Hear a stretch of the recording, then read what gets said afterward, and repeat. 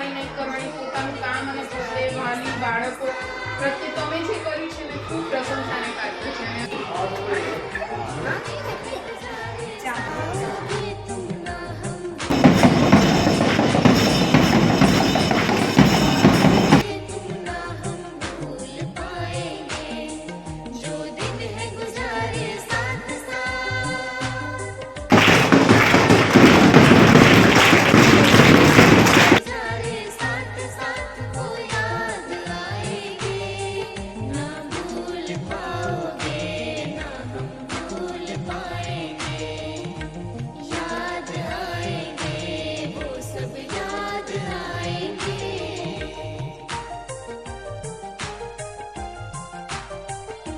આપની બદલી થવાથી અમને અવશ્ય આપની ખોટ અનુભવાશે, પરંતુ આપ જ્યાં પણ સેવા આપશો ત્યાં પણ આવી નિષ્ઠા અને ઉત્સાહ સાથે કાર્ય કરશો તેવો અમને વિશ્વાસ છે. આપના આગામી કાર્યકાળ માટે અમે આપને હાર્દિક શુભેચ્છાઓ પાઠવીએ છીએ.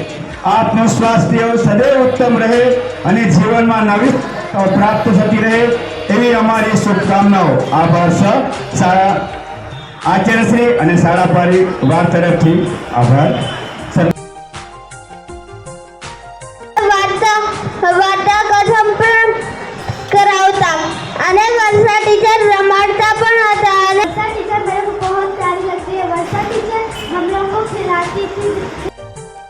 તેમને એવી રીતે ભણાવતી કે અમને લાગતું કે તે તો અમારી ઘરની સભ્યો છે.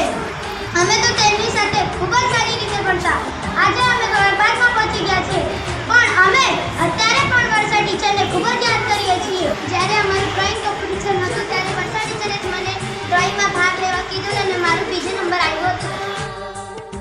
પેરેન્ટ્સ અને છોકરાઓ બેઉમાં વચ્ચે એટલું તમારું મેનેજમેન્ટ સારું છે ને કે તમે પેરેન્ટ્સને બી એવી રીતના ટીચ કરો છો અને છોકરાઓને બી એ તમારી યાદ આવશે.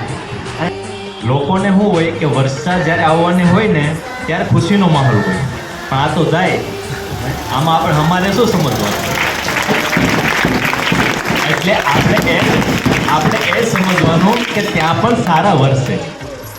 એટલે પહેલાં આપણે પૂર્વજો ક્યાં કરતા કે માસ્તર, પહેલાં શિક્ષકને સરને એવું ટીચર કાંઈ નહોતું, માસ્તર એટલે કે માં જેવું ઊંચું સ્તર, માનું સ્થાન એટલે માસ્તર એમ.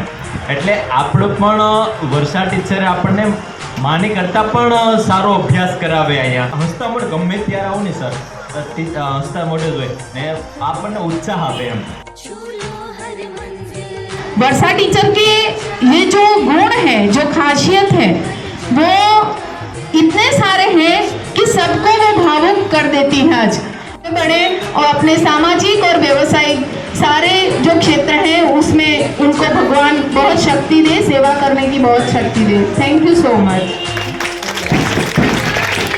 આજે મારે તમને એ જ કહેવાનું છે કે તમારે ખૂબ ભણવાનું છે, ખૂબ મહેનત કરવાની છે અને ખૂબ ભણીને આગળ વધવાનું છે. આપણી શાળાને તાલુકામાં, જિલ્લામાં અને હું દિલથી કહું છું કે સ્ટેટ લેવલે પણ આપણી સ્કૂલ नामना મેળવી. बराबर? आप वर्षा टीचर वलसाड में रहो या अमेरिका में रहो, सबन इतना ही नजदीक से रहेगा. वो कुदरत का नियम, फोन करे या ना करे, मगर दिल में जो जगह है वो फोन की भी जरूरत नहीं पड़ती है. दिल से याद करना, अब तो आपको रोज याद करते हैं.